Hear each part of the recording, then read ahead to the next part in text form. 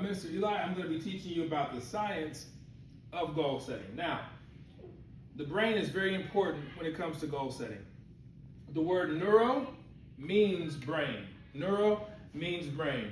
And we have neurons in our brain, which are the cells in the brain. And there are billions of these brain cells.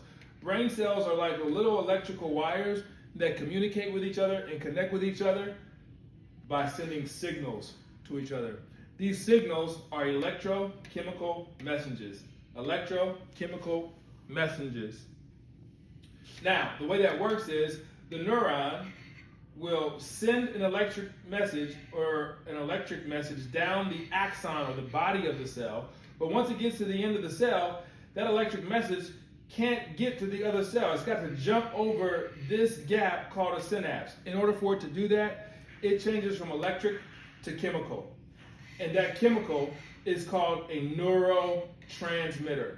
A neurotransmitter. When it gets to the other cell, it then becomes electricity again. And it travels back up that axon, and now these two neurons have the exact same message. They have the exact same information. Now, the other important part is neuroplasticity. Neuroplasticity is a big word, but what it really means is that our brain has the ability to change, which means we can learn, which means we can grow, we can get better. And what it really says is that when we practice, when we repeat, we're rewiring our brain, because that nerve cells that fire together, wire together. Nerve cells that fire together, wire together.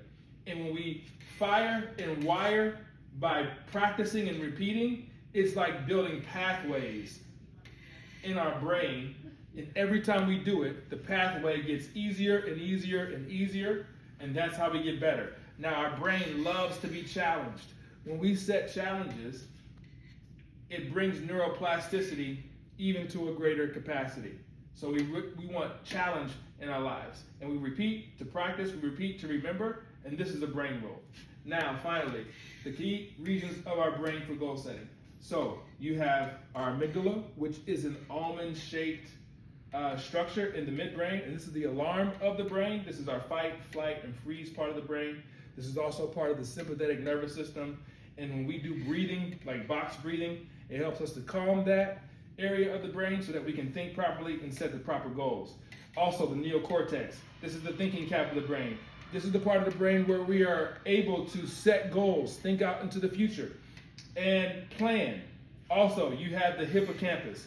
This is a Greek word that means seahorse, because that part of the midbrain looks like a seahorse. This is important for our learning, for our memory, and the hippocampus is like the library of the brain or like a storage cart in the brain. And these components are very important for the science of goal setting.